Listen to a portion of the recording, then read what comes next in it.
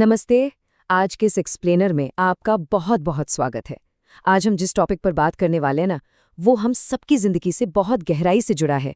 Doctor विकास दिव्यकीर्ति के विचारों पर आधारित एजीआई के युग में पेरेंटिंग। जरा याद कीजिए अपना वो बचपन, जब खेलने का मतलब मिट्टी में सने हाथ और बिना स्क्रीन वाली जिंदगी हुआ करता था। और अब आज के इस हाइपर डिजिटल दौर को देखिए, जहां बच्चे पैदा होते ही स्क्रीन से घिर जाते हैं। ये सिर्फ एक छोटा मोटा बदलाव नहीं है, ये पुरानी और नई पीढ़ी के बीच एक बहुत बड़ा और गंभीर कॉन्ट्रास्ट है। तो चलिए इस नए डिजिटल दौर की गहराइयों को समझते हैं। तो सबसे पहला और सबसे बड़ा सवाल, आज के बच्चों के लिए सबसे बड़ी उपलब्धि और सबसे बड़ा खतरा आखिर है क्या? जवाब एक ही है, इंटरनेट। सच तो ये है कि आज के बच्चे इस असीमित इंटरनेट युग के पहले नेटिव सिटीजन यानी पैदाइशी नागरिक हैं। उनकी ये गजब की डिजिटल समझ एक तरफ तो किसी चमत्कार जैसी लगती है, लेकिन दूसरी तरफ सच कहूं तो ये एक बहुत ही गंभीर खतरा भी है। आप जरा तकनीक के इस सफर को ही देख लीजिए। जो लोग आज 40 या 50 के दशक में हैं, उन्होंने क्या क्या नहीं देखा। 1975 के वो भारी भरकम टेलीविजन, 90 के दशक के गोल घुमाने वाले डायल फोन, फिर वो महंगे कॉल वाले मोबाइल, और अब आज 2024 में एआई और चैट जीपीटी हमारी रोजमर्रा की जिंदगी का हिस्सा बन चुके हैं। और अंदाजा लगाइए, 2026 तक तो हम आर्टिफिशियल जनरल इंटेलिजेंस यानी एजीआई देखने वाले हैं। इतनी तेज रफ्तार से हुए इस तकनीकी विस्फोट ने पुरानी पीढ़ी को सच में पूरी तरह से चकाचौंध कर दिया है। अब इस तकनीकी डिजिटल गैप को देखिए। ये थोड़ा मजाकिया लग सकता है, लेकिन है बिल्कुल 100% सच। हम और आप जैसे केयर टेकर्स आज भी मोबाइल पर एक उंगली से अक्षर खोज खोज कर धीरे धीरे मैसेज टाइप करते हैं, और वहीं बच्चे वो फोन की तरफ देखे बिना ही हवा की स्पीड से बिल्कुल सही सही टाइप कर लेते हैं। सच मानिए, इस तेज रफ्तार डिजिटल स्पेस में बड़े लोग तकनीकी रूप से बच्चों का मुकाबला कर ही नहीं सकते। लेकिन अब जो मैं आपको बताने जा रहा हूं वो थोड़ा हैरान करने वाला है। Screen pacifier. आजकल रोते हुए बच्चों को चुप कराने के लिए अक्सर उनके हाथों में स्क्रीन थमा दी जाती है। इसका नतीजा जानते हैं क्या हो रहा है? छोटे बच्चे जब पहली बार कोई आम किताब या टेबल देखते हैं तो वो उस पर भी अपनी उंगलियों से स्वाइप और जूम करने की कोशिश करने लगते हैं।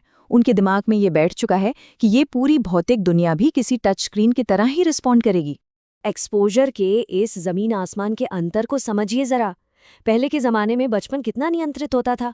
किसी स्कूल के कोने में छुपकर कोई मैगजीन देख लेना ही सबसे बड़ा एक्सपोजर माना जाता था, बस। लेकिन आज इंटरनेट की कोई हद ही नहीं है। आज एक 6 साल का बच्चा भी बहुत अच्छी तरह जानता है कि अपनी सर्च हिस्ट्री को बड़ों से छिपाने के लिए इनकॉग्निटो मोड का इस्तेमाल कैसे करना है ना कमाल की, लेकिन डराने वाली बात। और ध्यान दीजिए, इस असीमित इंटरनेट एक्सेस का असर सिर्फ बच्चों के दिमाग पर नहीं हो रहा।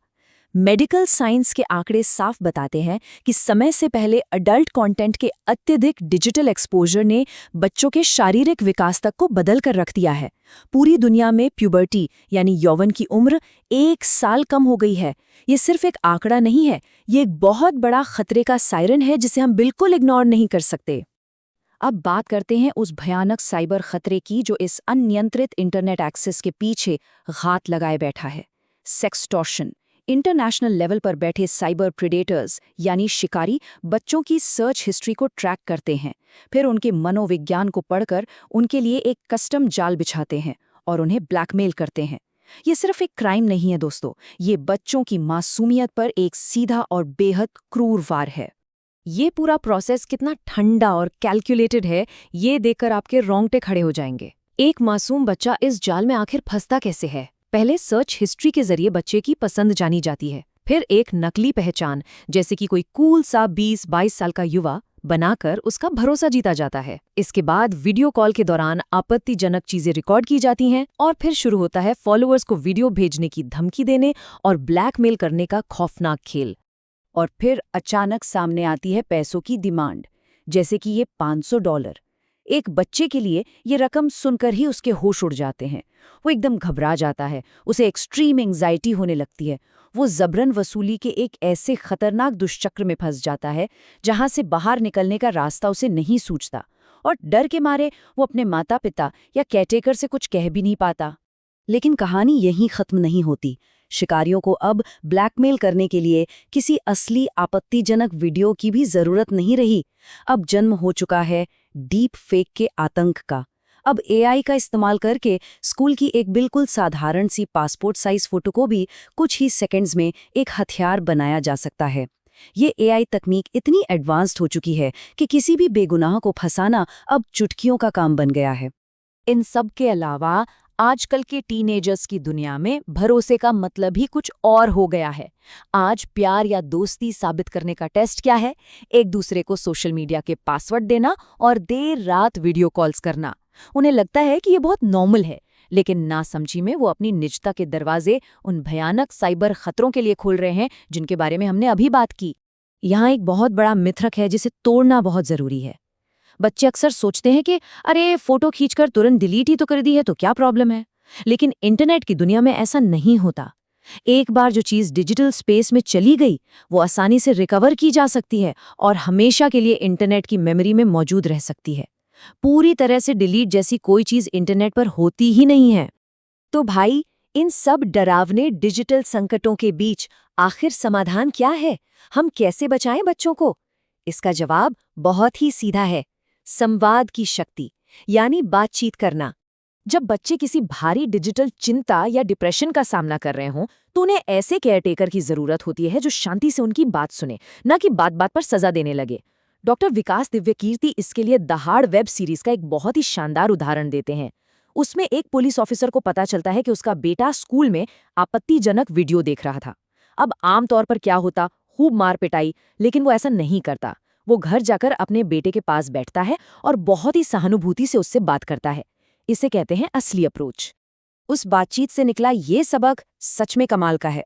वो पिता बिल्कुल शांत होकर अपने बेटे को समझाता है कि वीडियो में महिलाओं को जिस तरह से एक वस्तु यानी ऑब्जेक्ट की तरह दिखाया गया है वो पूरी तरह गलत है। महिलाएं इंसान होती हैं। मारपीट से आप सिर्फ डर पैदा कर सकते हैं, लेकिन एक ठहरी हुई और तार्किक बातचीत बच्चे की सोच को अंदर से बदल देती है।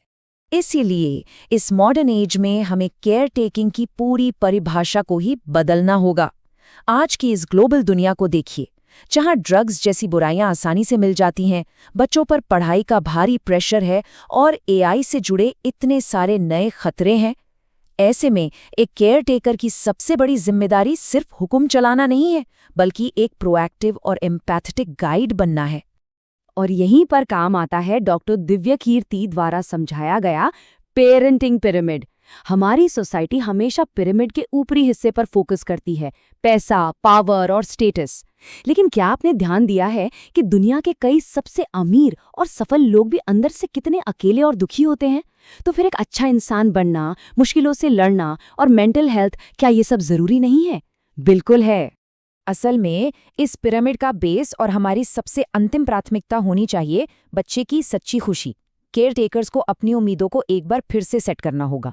एक बच्चे की ओवरऑल हैप्पीनेस और उसकी मेंटल पीस उस पारंपरिक और हाई प्रेशर वाली सफलता से कहीं ज्यादा कीमती है। अगर बच्चा बहुत सफल है लेकिन अपनी जिंदगी में ही खुश नहीं है, तो उस सफलता का आखिर फायदा ही क्या? और इसी गहरे विचार के साथ हम आज के इस एक्सप्लेनर के अंत पर आ गए हैं। अब चलते चलते खुद से ये सवाल जरूर पूछिएगा, क्या दुख और स्ट्रेस से भरी वो बड़ी पारंपरिक सफलता बेहतर है, या फिर एक ऐसा साधारण जीवन जिसमें सच्ची खुशी और सुकून हो? इस डिजिटल दौर में बच्चों की परवरिश का हमारा अंतिम लक्ष्य आखिर होना क्या चाहिए? इस सवाल के साथ आज की चर्चा यहीं खत्म करते हैं। इस पर सोचिएगा जरूर।